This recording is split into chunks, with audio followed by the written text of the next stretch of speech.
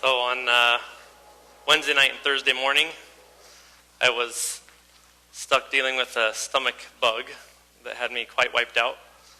And even though I'm 2 days away from the last symptoms, I'm just feeling very tired. And this morning I was sitting trying to muster energy, knowing I needed to come and share a story. And sometimes you're looking for that moment of inspiration, and then this great moment came when I'm thinking of my children brushing their teeth, and my oldest just got a brand new toothbrush, because Grandpa has a toothbrush that you turn on with a battery and it spins. Zzz. He is so excited, so he just got one like that. And so he goes in, fires it up, zzz, brushing his teeth. So proud of himself. He brushes like 8 times a day. And my wife turns to my little one, he's almost 2 now, my almost 2-year-old, and she says, "Okay, Jad, it's time to brush your teeth." And he grabs his toothbrush, holds it up, and goes, and he sticks his toothbrush in there and starts going.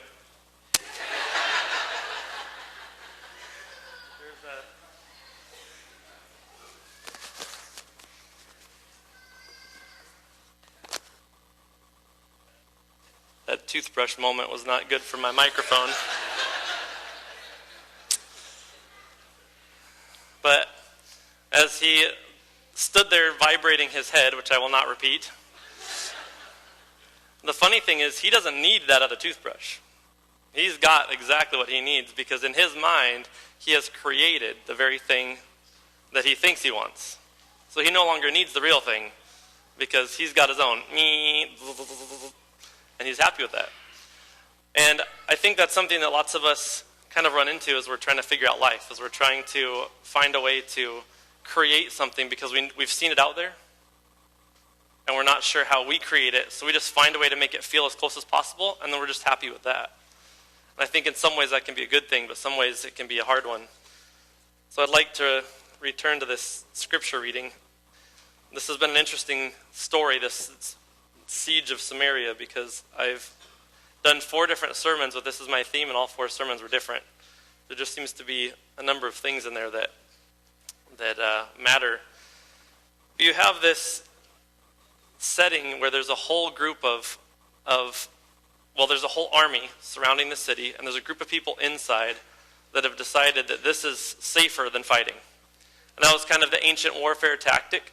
There's this huge army coming. If we create thick enough, high enough walls and a big enough barrier, we'll make sure nobody can hurt us. But the irony is, the direct effect of that was there was a new battle tactic, which was the siege. And we either can break through those walls and get to you anyway, or more often we just seal up the walls for you and let you suffer on the inside. If you want to wall up from everyone, we'll just stay camped around you. You have nowhere to go, and so you'll start imploding on yourselves anyway. And that's what we see happening at this place, is that Samaria has set itself up with its huge walls, its big armaments. They cannot be attacked. And as the king of Aram is trying to get in there, he's not having any luck. But inside we see the story before we get to this text that we read. And we see that what's shaping is that they're getting to the point where they're willing to make deals with other people that none of us would ever want to have to make. And if you read that section again, leading up to this, you can see what that area is. But then we get to this very unique spot. We already know that Elisha has already predicted that there's going to be an end to this coming very soon. And it says, "Now there are 4 men with leprosy at the entrance of the city gate. They said to each other, 'Why stay here until we die? If we say we will go into the city, the famine is there, we will die. And if we stay here, we will die. So let's go over to the camp of the Arameans and surrender. If they spare us, we live. If they kill us, then we die.'" So here's this group that's kind of outside of the walls. They're not in the main walls, but they are inside walls. So they're watching what's happening on the inside of the city. And between their own disease that they have and then what's happening in the city, they know they don't want back in. That's an absolute disaster. So they're in this middle section. There's a small group of them. But they're saying if we stay here, we're going to die too. And it's not just the food. They also have leprosy. So they're deteriorating anyway. And the more you're stuck in a spot that doesn't have outlet, that doesn't have cleanliness, that doesn't have freshness, the worse it's going to be. And so they see themselves as basically stuck with 3 options. We go into the city where the mindset that these walls are protecting us as they absolutely war and destroy each other and steal from each other and attack each other. We stay here where at least we're not a part of all that mess, but our own disease will kill us. Or we risk going out of the city, facing the enemy, but who knows what God might do. And in a way, I think that's kind of a very deep version of the situation with the toothbrush. In that there's this glory that could be, and for my 1-year-old, that glory is that vibrating toothbrush. But the question is, what do we do about it? Do we pretend that we already have it, despite what the evidence is around us? And we just shake ourselves enough that we're sure it's happening? Or do we step out and actually take on something else that could lead to something better? I have a couple stories here that I think are a direct illustration of this. The first one is in 1 Samuel chapter 10. Actually, we'll start in chapter 9, verse 20. The prophet Samuel has been commissioned to get a king for Israel. And it's something that was not designed, but the people are crying out for a king, and so there's a problem with it. And Samuel finds this guy, Saul, and God says, this is the guy you're supposed to talk to. And Samuel does this nice little talk to him and says, and to whom is the desire of Israel turned, if not to you and your father's family? So you are the desire of men, you're going to be the king. Isn't that great news? And Saul answered, but am I not a Benjamite from the smallest tribe of Israel? Is not my clan the least of all the clans in the tribes of Benjamin? Why would you say such a thing to me? So here's this huge news for this lowest of the low person. His job is to go out and find the animals that are lost. And he's told, God chose you to be the king. And his reaction is, I'm not good enough for that. You've got the wrong guy. The second story happens in Judges chapter 6. And we see Gideon threshing wheat in a winepress, obviously terrified of what could happen around him. And an angel shows up to him and says, the Lord is with you, mighty warrior. And you can instantly sense, not only in this direct answer from him, but in the rest of the chapter, you can instantly sense Gideon basically saying, you have got to be kidding me. Mighty warrior? Just by evidence alone, you should know that's true. But I know me, and I am not a mighty warrior. And his response is almost identical to Saul's. He says, let's see. He says in verse 15, he says, but Lord, how can I save Israel? My clan is the weakest in Manasseh, and I am the least in my family. We have this same exact response about, I'm not good enough for this. I'm just a little guy. I can't do all this. And the interesting thing is, what is God thinking? Why is he going to people that not only are not recognized by the people as being strong? I think most of us can wrap our minds around that. If you found some guy that's used to being the dominant character in all of society, and he's used to being the top dog, and you go to him, we can kind of see how that might not fit into what God's plan is. But why does he go to people where they themselves don't believe in their own capability? Why is he choosing people that resist him on the idea they could even do anything great? Because that, I think, is a little bit more unique. And yet here he is saying that, and the amazing thing is watching these two people react from it. Saul, it says that as Saul turned to leave Samuel, this is in chapter 10, verse 9 of 1 Samuel. As Saul turned to leave Samuel, God changed Saul's heart, and all these signs were fulfilled that day. And it goes on to tell about how he's able to prophesy with the prophets, and he's going along. So Saul actually experiences the transformation. It says God changed him that day, right there, bam. He's changed. And as he starts walking away, he's able to do these miraculous things. And so it's like, oh, well, now he would surely know. Now he gets it. But then as you fast forward to 1 Samuel chapter 10, we see in verse 20, we see that Samuel brings all the tribes together. He makes the big announcement, and he announces Saul, and now your new king, Saul. Nothing happens. Saul, and nothing happens. And not only does the search come up fruitless, they actually have to ask God, literally, where is Saul? And he says, he is hidden among the baggage. Which, first of all, I think there's a lot of us, if we took our modern usage of what that term baggage can mean, I think there's a lot of us that are hidden among our baggage. I know I've been there. But the thing is that they have to pull Saul out, force him in front of the group. And what we see from then on is that regardless of what God does in terms of miracles, in terms of transformations, in terms of signs and wonders, Saul always goes back to one main thing. And that's a sense that it's hopeless, that he's not good enough. And so he keeps trying to do anything he can to cling to stuff. And his fear, his sense of low value, keeps forcing him to make these terrible decisions.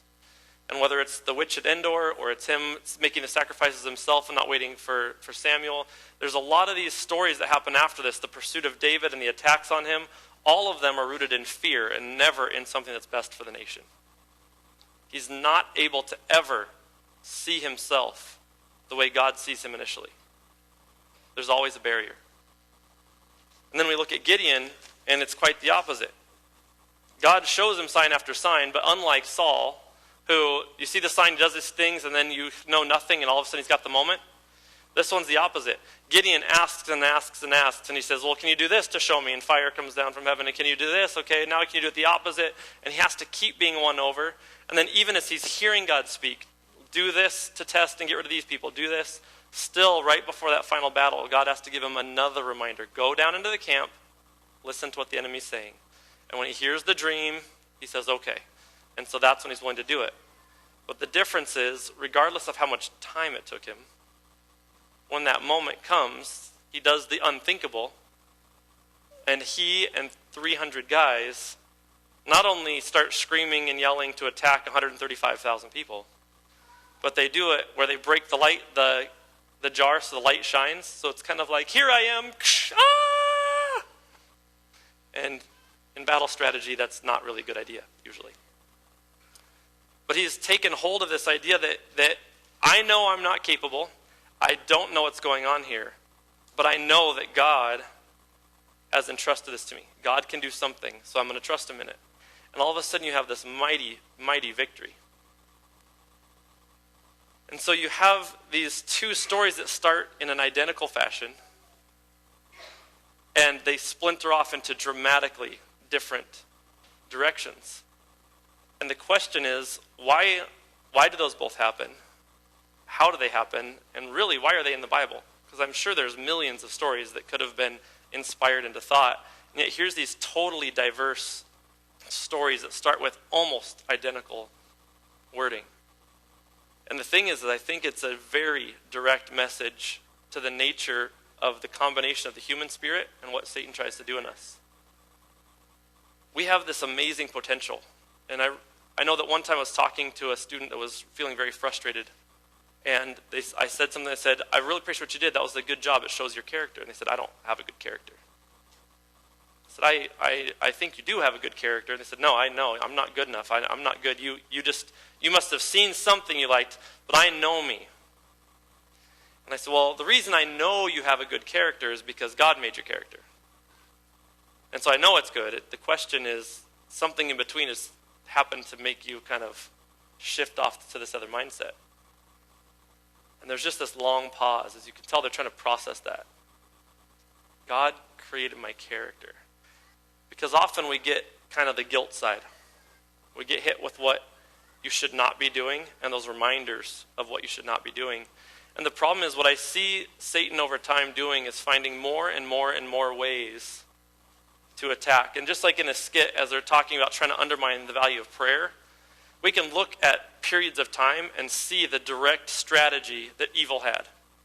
And sometimes it's so blaringly obvious, like the Dark Ages, as there's an official attack, and if you're going to open a Bible, you'll be killed, and if you're going to choose Christ, you're going to be killed, and there's this fear and this separation. We see times where people are illiterate, and the only people that are allowed to read the Bible are ones that have a filter and are allowed to change what happens. And so we see that mindset. What I see happening today is that Satan has taken the mindset of how we approach God and taken things that have a truth to it and just started to subtly twist them.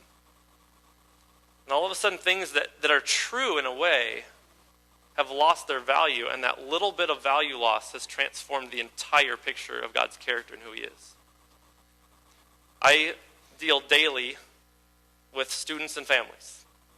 So my job is to hear stories, to talk to people, to get to know students, to get to know families.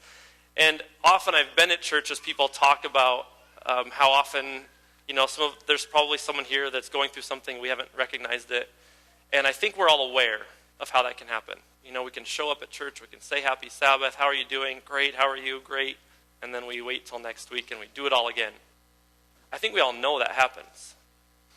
But my job is to hear those stories. Because at some point, there's a point where someone needs to tell someone. Maybe it's because of some output that could happen in the classroom. Maybe it's because of some challenge that they're dealing with that they need input from, and maybe an educator is helpful. And so I get to start hearing those stories. And I remember hearing a story one time, and I wish I could remember who gave this quote, and maybe someone out there can remember it. But I heard a quote where someone said essentially this: if you could go back in time and watch the events of your enemy's life, you'd find a point where they experienced such pain you could no longer see them as an enemy. And I think that's really the heart of it, is that as we look at our stories, we set up walls. There's walls between churches because this one's too traditional, not traditional enough. It's too conservative, it's too liberal. We set it up between the world and us because your standards are low and ours are high. We set it up between ourselves and someone else saying, I've tried and tried and tried and you're just not giving me anything. And in a way, there's some merit to that because we are trying to reach for something. We're trying to train our children to become something. But often what's happened is that in the meantime, we've lost track of what it is that actually transforms the heart.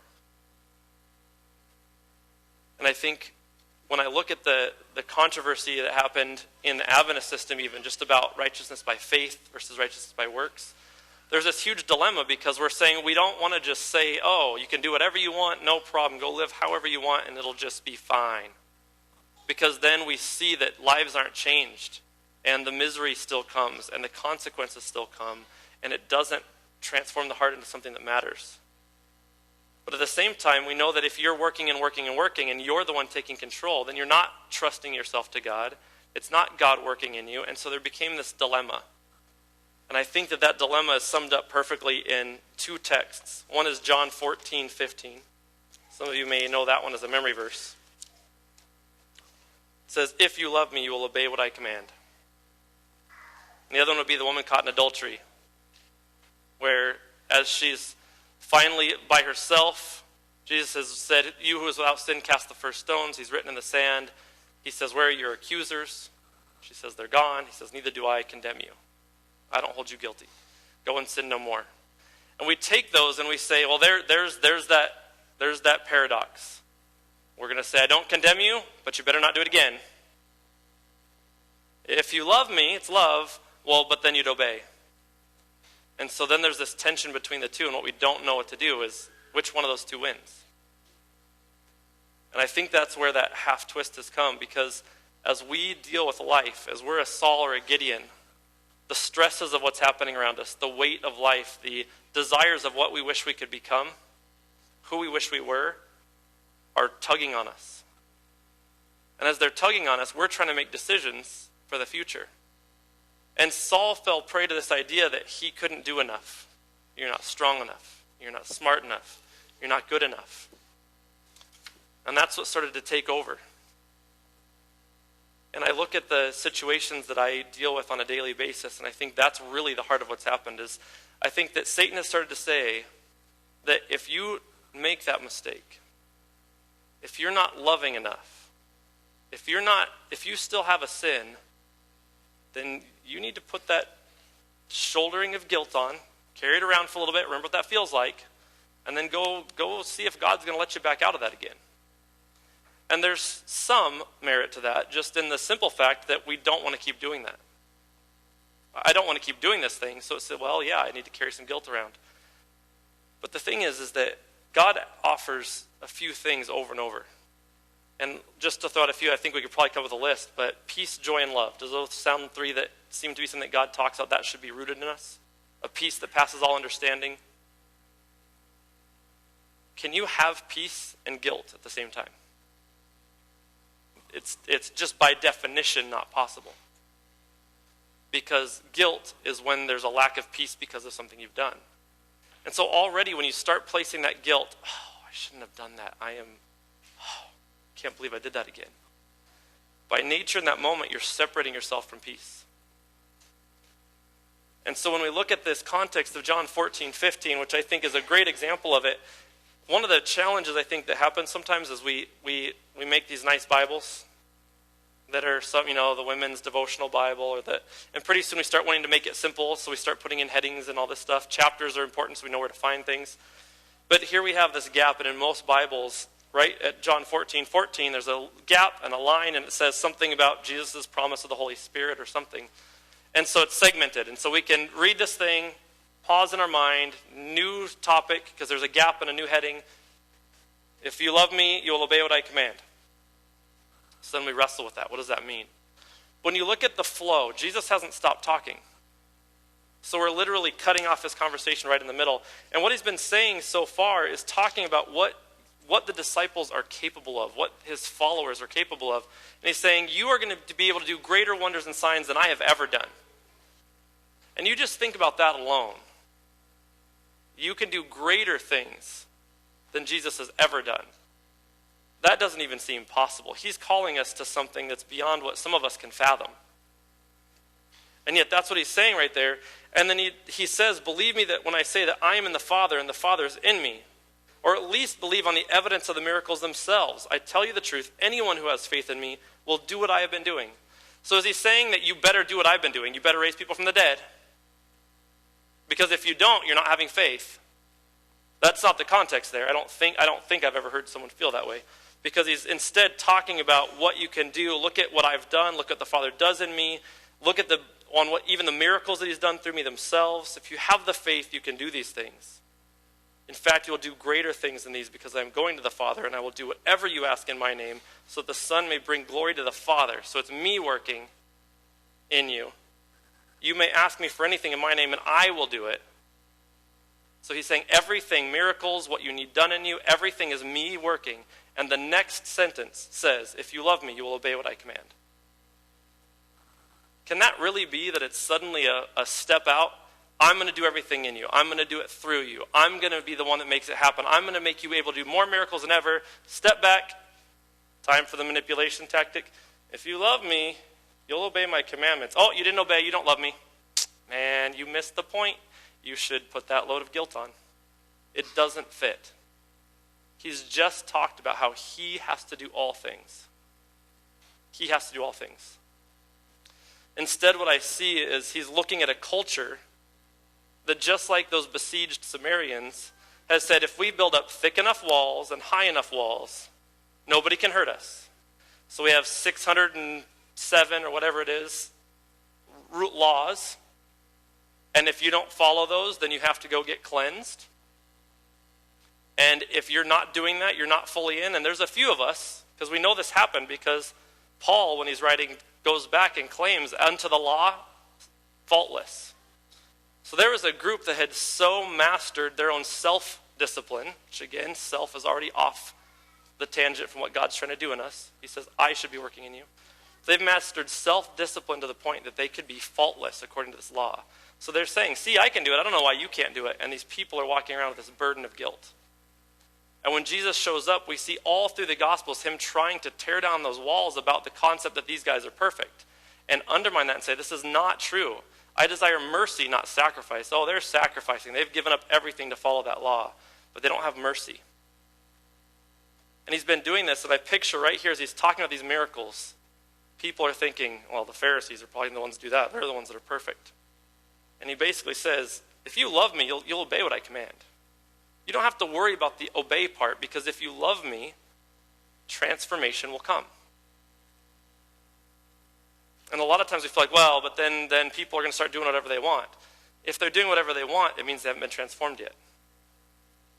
That means God's still working. And you look at that woman caught in adultery, as she's dealing with this.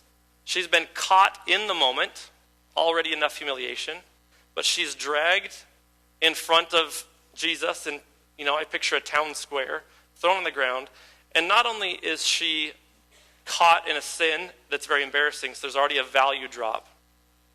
Secondly, we know what the sin was, value drop. Third, it's worthy of death, big value drop. You're not even worthy of life anymore. But fourth, and a little side note, being caught in adultery takes two. Where's the guy? Oh, well, he's okay because he's a guy. Value drop. She is at the lowest point she could be at. And as Jesus says, yeah, that's in the law. Whichever one of you is sinless, go ahead. And no one can do it. Then when he turns to her and says, neither do I condemn you. I don't hold you guilty. That go and sin no more is not suddenly a reversal. I'm going to build you up, I'm going to protect you, but don't do it again. This is strike two, lady. It's instead a calling to a higher purpose. Do you think she liked what she was doing? Like, hey, it's fun risking getting stoned every day. I really doubt it. In fact, if we take Ellen White's perspective on the whole situation, she actually was brought into this lifestyle because she was defiled by a Pharisee. And she was trapped in this lifestyle. And the concept that that's something she wanted is just nowhere. There's no way that's what she wanted. He's not telling her, you're going to fall in this again. You better not. You better push away from this, because she was trapped. He's saying that unlike the law that says if you've been here, you're stuck. Once you had this defilement, you're done. I'm saying that you actually get a fresh start right now. And for her, rather than a sense of, uh-oh, I better be careful. He let me free this time, but next time I'm goner. She is awakened to a whole new world that she never knew was even possible. She's been told that's not possible. And you zoom out and look at some of the other stories, like the Good Samaritan. It's really easy for us to tell the story about how basically there's this guy hurt and the pastor walks by and the youth pastor walks by. And man, we think, oh, a youth pastor and a pastor not even caring, that is awful. What a perfect example. But Jesus was not known for being Captain Obvious. Like, here's a truth that's so clear that everyone knows it already, so I'm going to say it again. Instead, he tends to probe and dig and tweak and bring out things that people had not thought of, the things they were not aware of. What he was saying in those texts is that if a priest or a Levite that's on their way to work, which is what they were doing, touches someone who has blood, they have a purification process they have to go through before they can take part again. The law had said, you are dirty, you're unclean, you have to go through a process to get back right with God before you're allowed to do this again. And they're looking at this situation, and maybe they did have compassion. He doesn't say they didn't care at all, I don't think. Maybe I'm remembering that wrong. But they have a whole set of barriers that their customs and their religion had placed on them that they have to come through. And he's bringing up an enemy that's willing to go through that custom, and that's your good neighbor, because caring matters more than this. And then when you look at, especially if you take Ellen White's view on the woman caught in adultery, because she says that the inspiration she was given says that this was actually Mary Magdalene. When she tells the story of being at Simon the Pharisee, Simon the leper's house, when Mary's pouring the fragrant oils on Jesus' head, says that in that moment, she was the only person on the planet who understood that Jesus was actually going to die. Everyone else still held a false assumption about what he was going to do, but she got it because she knew who he really was. She knew the power of what he really had to offer, and that it was a freedom from guilt. It was a freedom from oppression. It was not another layer of guilt. And as he talks about these things, she understands that it's not about physical power. It's not about a judgment on the Romans. It's about something that happens inside because she'd experienced it. And that is why she invests this money, goes through the humiliation, but it also says that fragrance throughout Jesus' last days was the only reminder that people would understand someday and that they suffered with him. Because the reason so many of the other ones weren't going to help go carry the cross, have you ever wondered that? Why aren't his disciples running out there to carry the cross when the Romans are looking for someone to do it? It's because they were going to touch blood and it's Passover. If you're a Jew and it's Passover, you do not get to take part in this huge set of festivities if you touch blood. So if they help Jesus, they're ruining their chance to be a part of this, and they are so trapped by the constructs of what it is to be good and to be clean that they've lost sight of helping someone in need, especially Jesus himself. And I think that's what's happening in Samaria here. People feel so protected by their walls and barricading themselves off from the enemy that they're still facing the same end. Death is still imminent. Misery is everywhere. And yet they stay barricaded. And it's this group in here that says there's got to be something better than this. At least if we go out there, there's a 50-50 chance. They'll either kill us or let us go. We don't know which one, but let's give it a shot. Let's go out there. And even though the enemy's out there, we know what God's capable of, and it's better than what's happening here. How many of us are willing to do that? I've had a lot of people ask me why I keep doing the job I do. I'll go back to a reunion and class reunion, and I have a friend that's a Hollywood stunt double, and I have friends that are doctors and attorneys, and I have ones that work for the Department of Defense. And when I go and I say, hey, I'm an Adventist school principal, they go, oh, that's nice. Because it's not exactly their pinnacle of glory. Especially those that had a bad experience. And I get the question on a fairly regular basis, so what made you choose that? Is it more fun than you thought? Yes. Yes. Principling is a riot. You should try it. Recommend it for everyone. Just fun and ease. And I like to joke that it's my chance to learn solitaire well enough I can play in the principal solitaire tournament since we have nothing to do all day. But the thing is that when I look at the situation, we watch our kids struggle with the same things we all struggle with. We can look around the church and we know the loads other people have. We'll walk out feeling our own sense of emptiness. And I think I've shared here before, I was at a church once where I asked somebody once, I'd done a sermon, I was standing at the back shaking hands, and someone came through and I said, hey, how you doing? He says, oh, I'm doing great, God's good, thank you. And I said, are you really doing well? Are you really doing good? And he just looked at me and he says, I don't think anyone's ever asked me that before. I said, really? He says, yeah, really, I don't think anyone's ever asked me that before. And I said, well, are you really doing well? He says, I'm dying of cancer. And I said, and no one here knows that? He says, not yet. No one's asked. And I think we've heard stories like that, or we've felt stories like that, where there's things happening and we keep it in. Because we see the friendly faces and everyone looking so snazzy in their suits and pink ties. Thank you for noticing. And we think, oh, that's great. And when we smile and we shake a hand and we say, hey, how are you doing? They say, oh, I'm doing great, thank you. And they say, great. And then we move on. But we all know the weight that we have. And I think most people here have thought about how you wish there was that person that true community. Someone that really knew how to lift you up. In fact, you often don't know how to. If someone asked you, what can I do for you? You wouldn't know what to say. But you wish there was someone that knew it. But then you watch your kids and they're dealing with that times 50.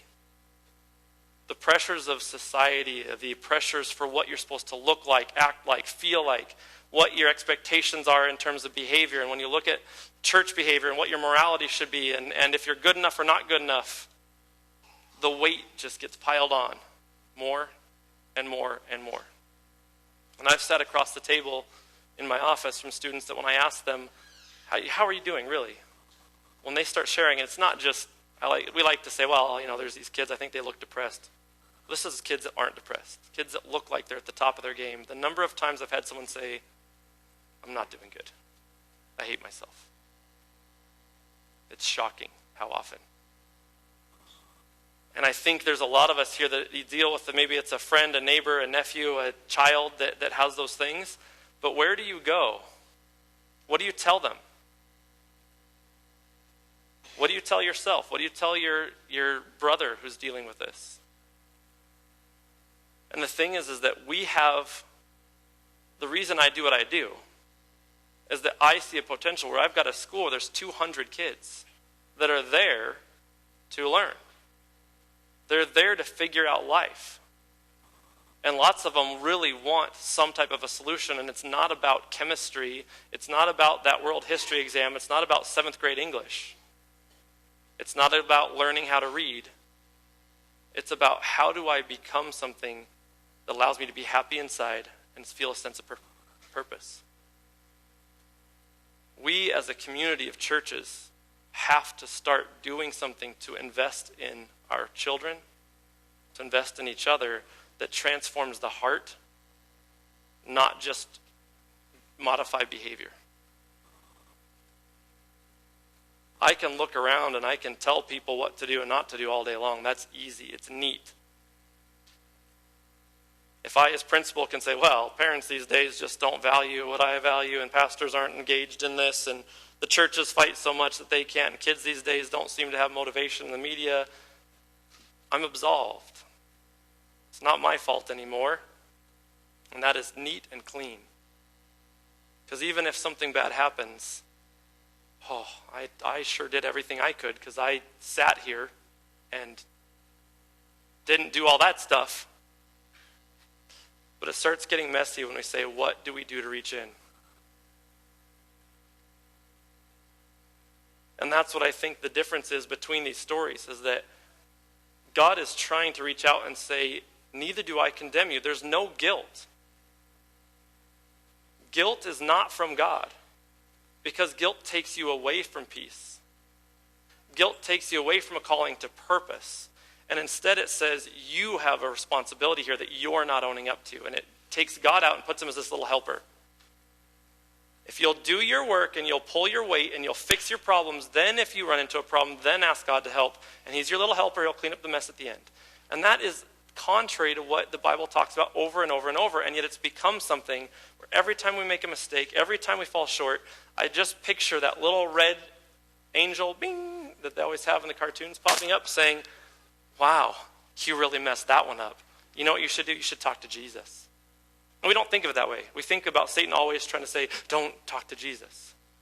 But isn't it so much better if he says, yeah, go to Jesus. I'll show you the way. Isn't that just a great method? Yeah, you better really grovel, because you've really messed it up this time, and you have not fixed this. This is your 18th time. And you know what? If you in your forgiveness prayers forget that thing you did in 1978, you haven't prayed for forgiveness. And you know, what if? And suddenly we do that prayer, forgive me for anything I forgot to ask for already. And then a week later you're like, now forgive me again. Or there's that thing you know that you really feel the most guilty about, and so you've prayed for it 8,000 times.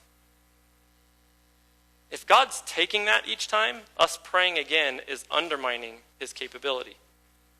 We are taking it and placing it back on our shoulders. And I think that the way that we're trained to be parents, to be educators, to be church members, is to correct behavior through reminders of guilt. We're all trained that way. And I think the first thing we have to do is start shedding our own sense of guilt, our own sense of obligation to become this on our own, and just entrust God to do the work. And if I make a mistake and I have guilt, I mean, just think if right now, and I'm going to use Clyde because you all probably want to do this. What if I walked up to Clyde right now and just started choking the guy? Right? Clyde, that's it. If all of a sudden later, I feel so guilty, I can't believe I did that. Then the next time I know Clyde's going to be around, I'm nervous. I'm afraid to go approach him. In fact, I might avoid a situation where we'd be there together because I'm feeling guilty. I'm afraid. What if he's mad? There's this weight on my shoulders. But think of it instead, if you look at the woman caught in adultery, neither do I condemn you, go and sin no more, as a call to action, a call to something better. If I feel like there's something better out there, and I do that, and I feel bad, instantly that call to something better makes me want to be active towards fixing it. I want to do something to repair that, and I can pray about that, and I can go up to Clyde right away. In fact, I'm going to seek out a time to find Clyde and say, I am so sorry. I don't know where that came from. I'm working on it. Can you forgive me? What else can we do? Let's play golf. I'll bring my golf clubs. And he'll be like, it's a little too soon for that one, my friend. No weapons. But it's a proactive approach. We reach out rather than pull back. And I think that that's the story of Samaria, is finally they said, we're just going to reach out. We're stepping out, risking ourselves first. We're not expecting the other group to finally give up first. I'm going to step out first. And I think that if every parent, every teacher, every church member took people that there's antagonism between and we were the first ones to step out. If we had tension between us and our kids or us and another church member and we stepped out, what life could be like. And I think that's the biggest thing, is we know that there's something more. We know we're called to something more. And yet we're trapped with this weight and this frustration. And so the number one thing that I think I take from this message is that here are these people with leprosy. They don't even have hope for a long future. But they said, there's got to be something better. I'm going to step out.